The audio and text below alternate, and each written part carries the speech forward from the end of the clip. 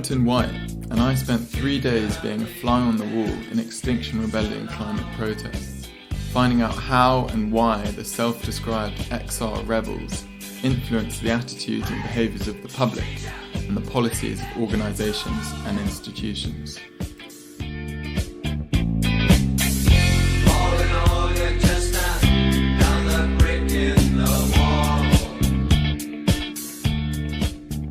'I want to understand how strategic communications is done in social movements, that is, by social movements organisations like XR, in social protests, outside the traditional terrain of state-centric strategic communications. We don't need no thought control. 2019 is the all-important context. The year where protests swept across 6 continents, engulfing both liberal democracies and ruthless autocracies. From Paris and La Paz to Prague and Port-au-Prince, Beirut to Bogota and Berlin, Catalonia to Cairo and beyond. This wave of protests in 2019 reflect unprecedented political mobilisation. Protests are clearly becoming part of ordinary political engagement. So is this a sign of things to come? Does the current social contract between citizens and the state need to be rethought? The protests of 2019 suggest that traditional political reform, economic adjustments, or shifts in who sits at the top is simply not enough. Today there is something structural and global that transcends the geopolitical factors that have triggered unrest in the past.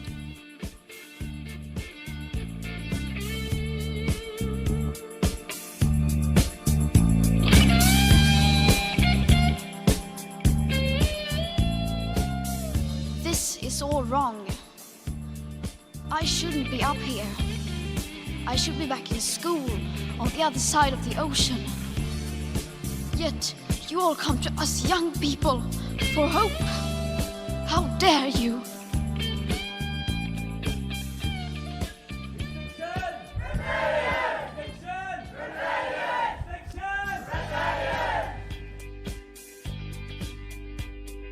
In a society where public opinion is now administered by political, economic and media elites, new social movements provide a way for citizens to regain forms of communicative action and participatory democracy.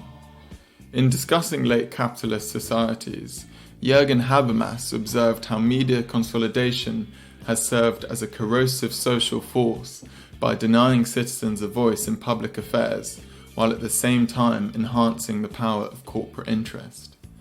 Today's social movements, leaderless networks of like-minded individuals, must work to reverse this by using the weight of the media in their favour.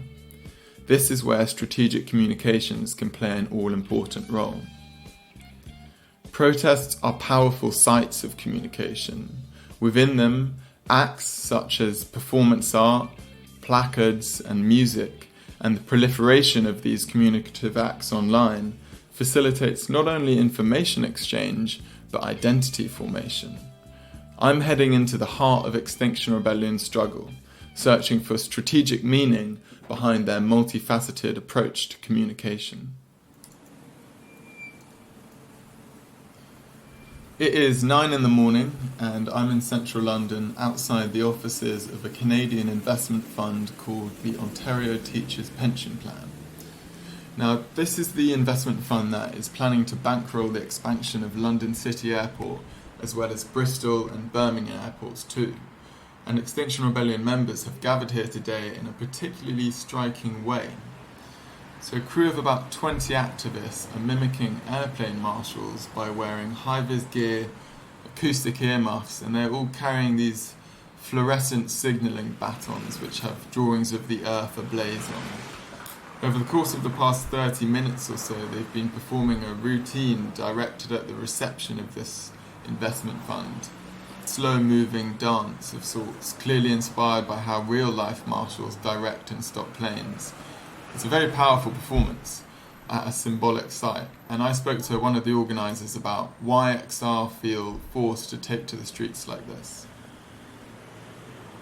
what we wanted to do as members of Extinction Rebellion Newham, which is the borough where London City Airport is we wanted to come down and say on behalf of our community, we can't see this expansion happen. So London City Airport is one of the airports that services the super rich. It's an elite airport. It has a large amounts of private jets flying in and out of it, and its main destinations are Zurich, Geneva, tax havens. It's a business airport, and the average income of people who are flying in and out of the airport is £114,000 a year, which is like 3 times the income of the average Londoner. And the people around the airport who live in the streets around the airport are some of the poorest people in London. And so this expansion has kind of been dumped on this community, and we are rebelling with them and rising up against it and just saying, actually, like, what we need from big investors who hold so much money, which is essentially energy, is for them to put that energy into solutions to the climate and ecological emergency, into a sustainable future for all of us, rather than putting it into carbon infrastructure like airports. So from speaking to Tamsin, clearly this issue goes beyond just the burning of fossil fuels. Her words reflected how climate change and economic inequality can be tackled together and should be tackled together. But what I also wanted to explore was how she viewed the organisational structure of Extinction Rebellion. I know Hong Kong protesters adopted the Bruce Lee phrase, "be formless, shapeless, like water," as their slogan. And then this was adopted in Catalonia and by student protesters in Chile. So I wanted to see if XR rebels saw XR as a fluid, self-organising, adaptable network rather than a hierarchical organisation, and what effect this has on achieving social change. We've been able to expand so quickly is because we don't need to wait for leaders. Like, we all recognise that there is a quality in all of us that wants to rebel and is called to rebel at this moment. And so we are decentralised, which means that anyone or any group of people who sign up to the principles of Extinction Rebellion, topmost of which is non-violence, can take part in Extinction Rebellion actions. So people are organising geographically, like Extinction Rebellion Newham is based around the fact that we all live close to each other.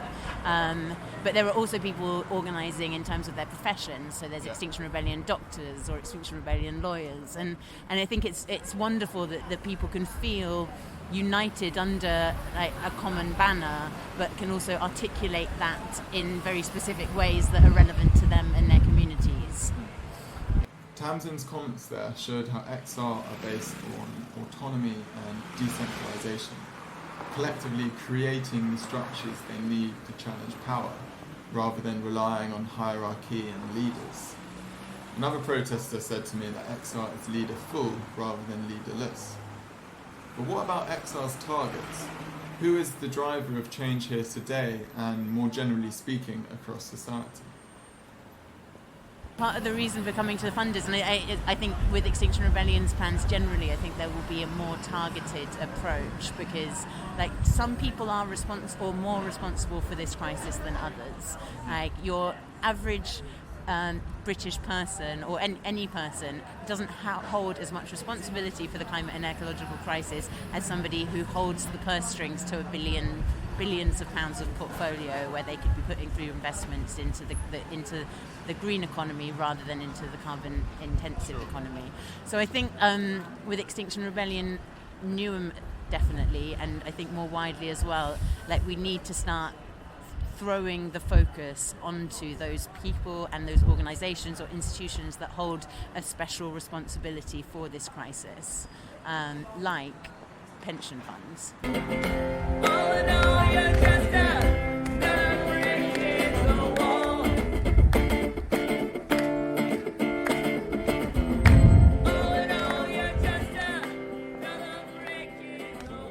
Change for the Bakerloo, Circle, Hammersmith and City and Jubilee lines. Mind the gap between the train and the platform.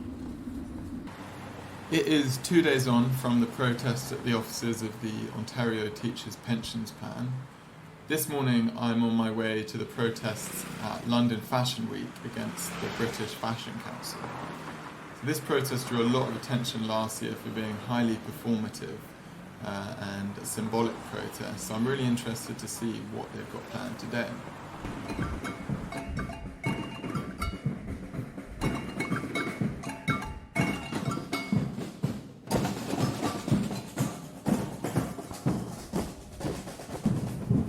So I've been at the protest for about an hour now, watching it all unfold, and the energy levels have just about peaked with this very dramatic performance, where these three women wearing gas masks and long trench coats move to the centre of this blocked off area around me and set off these colourful smoke grenades, holding them up in the air.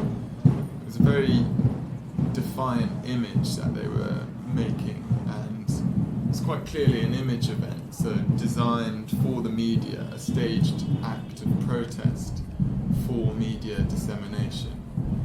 They were mirroring the body position of the Statue of Liberty, which is of course globally recognised, holding up these smoke grenades in their right hand like the Statue of Liberty holds her torch. And as soon as the smoke grenades were set off, all the media here today, which is a lot, all rushed to the site and formed a big melee, all trying to get that striking shot. I think it's a really clever stunt. The image of those three women defiantly standing there really has a lot of resonance with its association with resistance and liberty. So I'm now standing in the centre of the protest, which is basically empty of protesters. Everyone is on the peripheries. There are these two lanes all along the Strand going east to west, which have been blocked. So enough to cause significant disruption and quite a bit of noise and anger amongst the traffic. To my right are a long line of placard-carrying protesters forming a ring around these two lanes. This season's must-have, Life on Earth, which is also being chanted by a lot of the rebels here today. And one of the banners simply says, "Tell the truth." But then there are also various different social movement groups who have all come together today, groups that have these overlapping objectives and values. For instance, right now I'm looking at an animal rebellion banner being held out, and earlier there was a Fight Capitalism banner being held out by a group called Earth Strike. To my left, metres away from King's College Strand campus, on the other side of the protest, 4 activists are lined across the road on these low platforms, and they're all wearing barbed wire dresses with barbed wire around their foreheads as well, clearly evoking the crown of thorns. It's very striking, and behind them the women that were wearing gas masks from the earlier performance are lined up in the background. It's another example of not only how XR incorporate performance art into their protests, but how it takes the centre stage. So again, the media has rushed to the scene here, and it's becoming clear that this is how XR operates, creating these image events within their protests as a tactic for drawing attention to this planetary emergency. And we are singing for our lives. We are justice-seeking people, and we are singing. Reflecting back on these 2 days of joining in on Extinction Rebellion protests, I have observed 3 high-level goals that are all working in conjunction with each other here. The first is drawing attention to the planetary emergency. So this relates to how XR influenced the media. The media are the most obvious shapers of cultural sensibilities, and Extinction Rebellion used the media as their main channel through which protesters broadcast their messages and movement identity.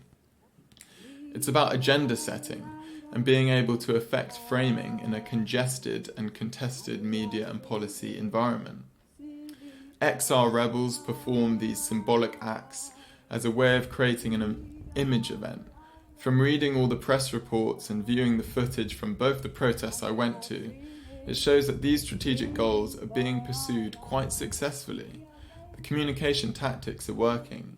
XR have successfully conquered the public and media agendas for now. The second goal I've observed is the delegitimation and influence of sites of power who, in the eyes of XR, contribute to the climate and ecological emergency. So this goal relates to how XR influence institutions. As I saw with the Ontario Teachers' Pensions Plan and the British Fashion Council, XR is exercising leverage over corporations by effecting a process of delegitimation, which involves denouncing the corporation's causes and behaviour. And legitimacy is central to any organisation's long-term survival, and the threat of reputational damage is a key driver of the push toward corporate social responsibility and the adherence to shifting international codes of conduct. But the final high-level goal, which I feel to have been the most present and the most obvious at these protests, relates to recruitment and support for Extinction Rebellion. It is the goal of reproduction. Social movements like XR do not want society to be reproduced in its current form, so they become zones of alternative social reproduction for their participants, reproducing the values and sentiments that ground the movement. Social movements thus become spaces of identity formation, friendship, meaning, care, and possibility. Not only are social movements like XR important vehicles for patently necessary social change, but they become islands of refuge in a tempestuous world, whether it is through collective civil disobedience, disruptions, boycotts, performance art, music, song, poetry, placards, banners. Communication is used as a way of expressing the very values that binds their social network. In this sense, protest communication can be thought of as a social binding agent for networks. And what's more, the values represented through these varied acts of communication also serve to bridge XR with other grassroots movements who share these values. And it is in relation to this final high-level goal, reproduction, that myself as a researcher plays an active role. Researchers must see themselves, their research and their writing as intimate parts of the way social movements reproduce themselves. As Manuel Castells points out, common to all processes of symbolic construction is the need to create messages and frames. It is in this light that communication within protests, with its real-time, rapid dissemination across online information superhighways, has become a tool for informing, recruiting, organising, and counter-dominating. We are a land of many colors, and we are singing for our life. We are getting straight together. We are getting straight together, and we are singing for